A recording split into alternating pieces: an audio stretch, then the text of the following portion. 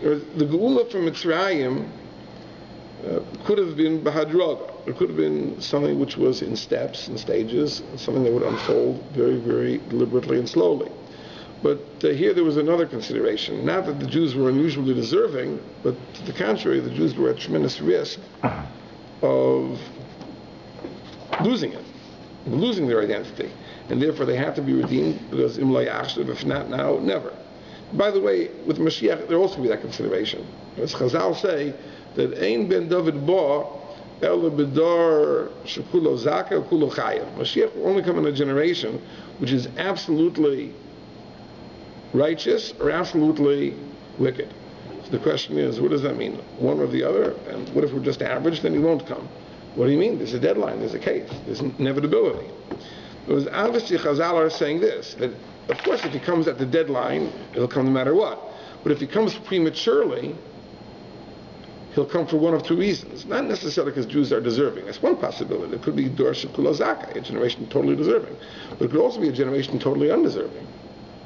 Meaning if we're at the risk of assimilation and self-destruction, then Mashiach will come prematurely for a different reason. Not because we're so deserving, but because if not now, it'll be impossible. Can't happen later. So, in Mitzrayim it certainly was that way. So therefore, the process was premature. And therefore, it had to be not bahadroga, not something gradual, not something step by step, but something which was sudden, in which all the elements of clarity that the Jews needed to achieve to become devoted servants of God, they would achieve in a very, very short period of time. It would be like, imagine you want to become a doctor, and there are a lot of things you have to learn. You have to learn elementary school arithmetic and science and English, and then high school and university and medical school and beyond. So imagine that we have no time for that, because you need to be a doctor tomorrow. So you're going to learn in one night everything you need to know. But obviously it's going to be a dazzling experience of enlightenment. There's no way you can achieve it through your own effort. It'll have to be that God is going to plug you in somehow. And your brain is just going to be overwhelmed by this tremendous flash of understanding. And that's not a conventional experience, but that's what it's going to be. And that's what the Yetzias Mitzrayim was like. I heard that, I was at a shir Tuesday night, and I heard something I'd never heard before, that, you know, Moshe Rabbeinu was always negotiating for 3 days in the desert, right? And that I'd never heard this explanation before, but apparently Rabbi Yaakov Kamenetsky said that that was the original plan, was that it was going to be 3 days in the desert and they were going to come back, and it was a process of Geula that was going to go on, that it wasn't going to be, that it didn't begin as a trick, that was Rabbi Yaakov's position. Okay, interesting. Yeah, I'd never heard it before.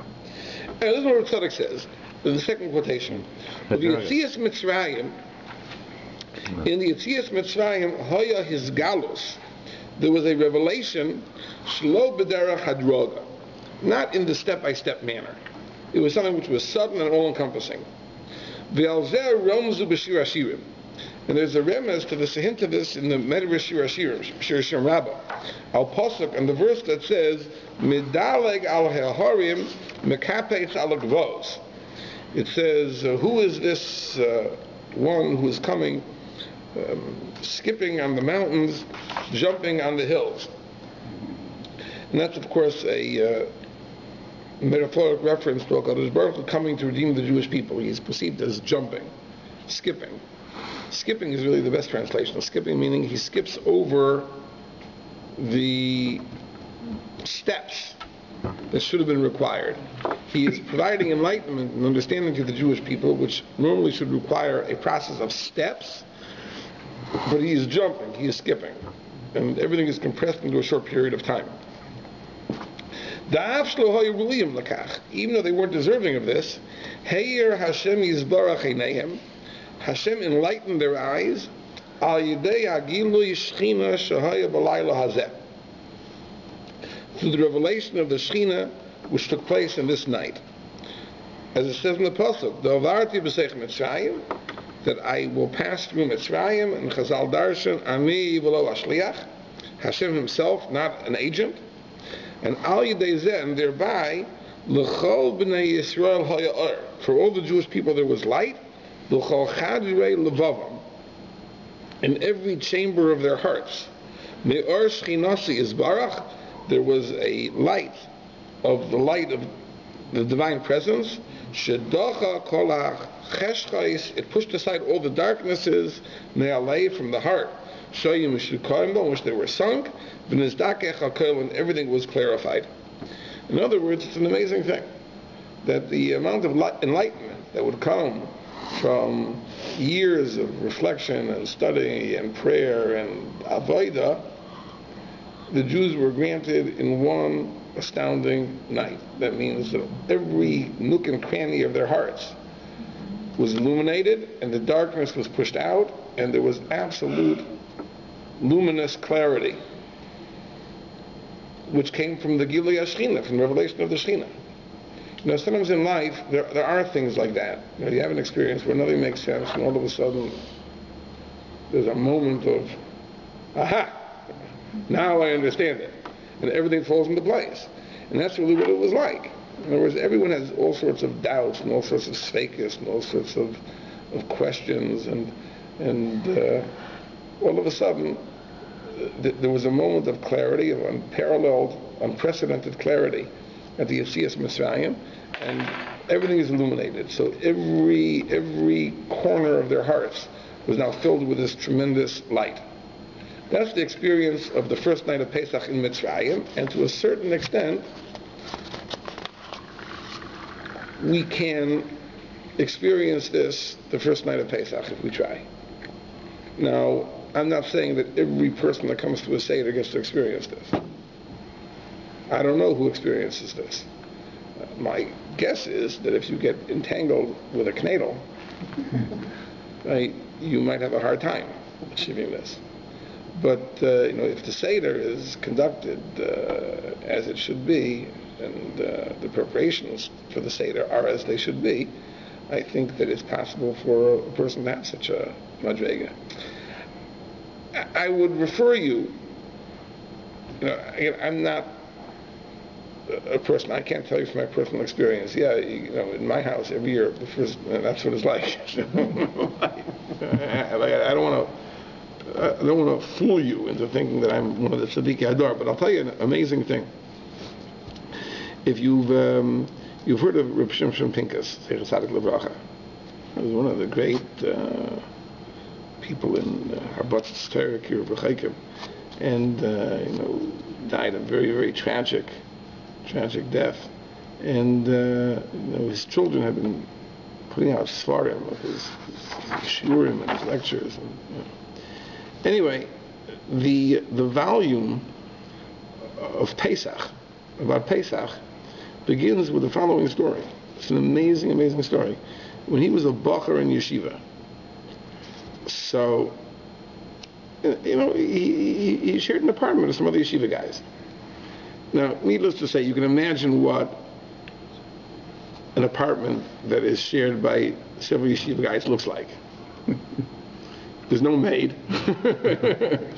and the guys themselves are probably not big into cleaning. And but Pesach is approaching, so they're going to have to clean. And let's put it this way: his two roommates were probably not the most responsible people, and they kind of left him holding the bag. And okay, so whatever, it wasn't a big place. He cleaned the whole apartment, and he managed to get it done. And then it dawned on him, there's an attic also. So he goes up to the attic, and the attic doesn't look like it's been cleaned for the last century, let alone last Pesach. And he has to tackle this attic. I'll tell you something funny, just as an aside. It's not relevant to this year. But when I was in yeshiva, so we used to decorate the Beis Medrash for Purim. So in Baltimore, in the old Beis Medrash, now they have a new Beis Medrash, the old Beis Medrash, the Aron Kodesh had a ledge that came out of the top. And no one ever went up there. But the Purim, when you were hanging decorations, you were on a ladder, and something was hanging from above the Aron Kodesh. Anyway, so I was on the ladder, and I go up on the ladder, and I find there's a piece of cake sitting on top of the Aron Kodesh, right? Petrified, hard like a rock. So obviously it wasn't left this year, right? It dawned on me what happened. So the last Purim, the guy standing on the ladder, right, was probably eating while he's doing his job, right? He brought a piece of cake with him. He left it on the ledge while he's putting up the decorations. He went down from the ladder and he left the cake up there. And it was sitting there from the last Purim. So, leftovers. And I was saying, but there was a Pesach in between. So what happened? No B'dikas Chametz? It was very lechila. Because they figured, It was fine to eat. but then it might have been still It was, only a month later. Yeah. So they figured, they did a B'dikas Chametz thing. They figured, who would put chametz on top of their own kodesh? But sure enough, right? It happened. So you got to search everywhere. You got to search, even in the rafters. My wife was telling me that they were cleaning the kids' room this past week, or maybe it was the week before that already, right? And they say they moved the dresser in the little kids' room, right? And there was piles of macaroni, raw macaroni, behind it. And stashed. How did it get there? So someone said, oh yeah, it must be that I was making macaroni, and then I ran upstairs to get something, and I put it there, and it must have fallen behind them. I forgot about it. Forgot about it. So these surprises turn up. Anyway, so back to Rav Shimshon Pinkus. He has to clean for Pesach, and he has to do the attic. And he was a very erlich, a very, very fluent, bacher. And he worked for hours and hours in cleaning for Pesach. And then he had to make the B'dikas Chametz. But then it was already the middle of the night, and he made the B'dikas Chametz. Then Erev Pesach, he was busy, right? When he came to the Seder, he writes about himself, he felt such a enlightenment at that Seder, because he'd worked so hard preparing for Pesach, that he says that everything he achieved in the rest of his life in Avodas Hashem, he can trace back to that Pesach Seder.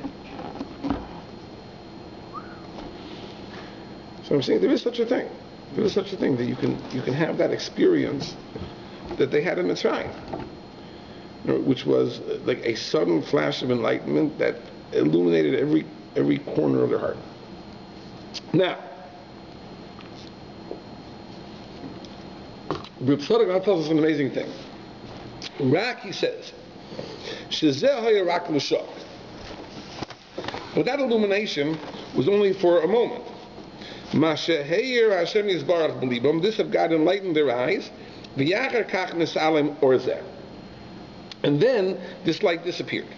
Meaning it was a gift that was given to them for that night, the first night of Pesach, but not a permanent gift. It was taken away from them. And for that purpose, they had to count the days till Matan Torah. Came that they would go back to that purification, al pi hishtadlusam, but now through their effort. In other words, the first night of Pesach was given to them gratis, but now they had to regain that madrega through their own effort. And that's a process, takes 49 days. And that's, by the way, why we count up. Because it isn't just anticipation. We're not counting down. It's not, I can't wait till I'm going to get the Torah. No, this is a process of preparation, a spiritual preparation, to reclaim the darga that we had achieved in the first night of Pesach. And when you talk about spiritual attainments, you are building. You are laying a foundation, then you build on that foundation, and you build another layer on top of the first layer, and you build another layer on top of that. So therefore, you're counting up. 1, 2, 3, 4. You're adding layers and layers and layers and layers and layers to what you've already laid down. until you achieve the madrega you already have.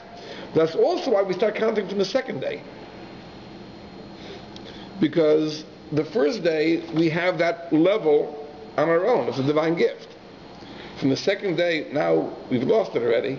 Now we have to regain it on our own. So it's the first day of Pesach we have it gratis.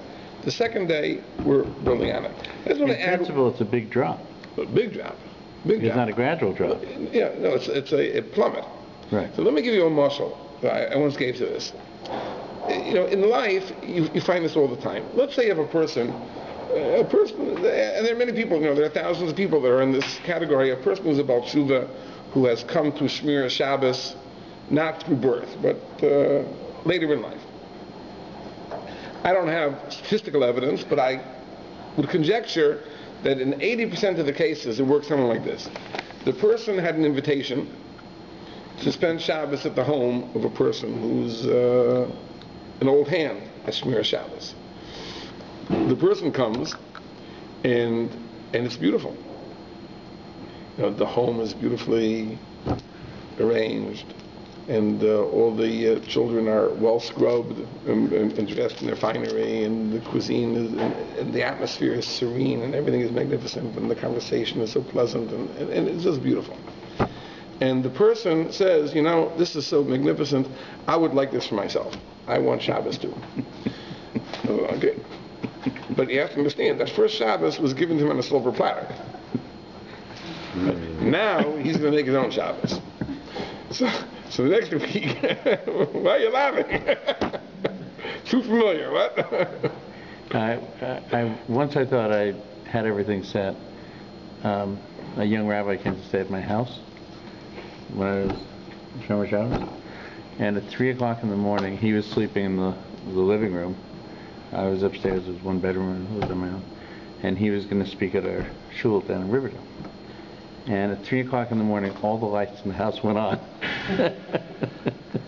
And I realized, I don't have this down yet. Okay. Getting the timer right, even experienced people don't always get it right. Anyway, so he goes home, and the next week, okay, now I'm doing Shabbos. Easier said than done. The phone rings, people come. What do you mean you're not coming with me? And the thing, and the food, and it doesn't go. Okay, you try. The next week, it's a little better, a little better, a little better, a little better. After a few months, he has what he wanted, but it's different, because now it wasn't something that merely was handed to him. It's something he created. It's his. It's a kinyan. It's something which he possesses, something which he owns, something he achieved. But he wouldn't have been motivated to achieve it had he not had that experience first. It was because he had that experience first, so he understood what the ultimate goal is. He had a perception of the pot of gold at the end of the rainbow, so to speak. So he knew what he was working toward, and therefore he was able to achieve it. Let's do the same idea over here. In other words, the first night of Pesach is a tremendous experience of enlightenment, but it's given to us gratis. We have to reclaim it, and that's the purpose of the Yemei Sphere. But we wouldn't be able to do it, wouldn't be motivated to do it, unless we had that experience right off the bat. I'll give you another muscle, which I think is true. Let's say you have people who are interested in learning Gemara. Now, Gemara has a very high learning curve. It's a foreign language. You have to learn how to read it.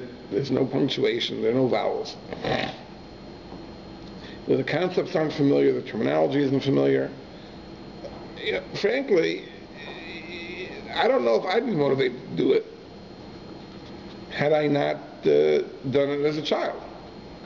If I would be 30 years old, 40 years old, 50 years old, and coming to Gemara at the first time, I don't think I would do it. I don't think so. It's too hard. I would do something else, a lot easier. But what might motivate a person to undertake that hard task at a relatively advanced age? In other words, if you could show that person a taste of the subtlety, the complexity the beauty of Talmudic learning, you might say, yeah, I see what the objective is. I see what I can ultimately achieve. Therefore, I'm willing to go back 20 steps and start with very, very hard, basic groundwork, because I know now that ultimately, if I do that groundwork, I can ultimately reach this very, very lofty level of sophisticated intellectual understanding. That's the idea. That HaKadosh Baruch Hu sometimes gives us an experience gratis in order to motivate us and enable us to then do what we have to do to make it a personal kinyan. But it's really deeper than that.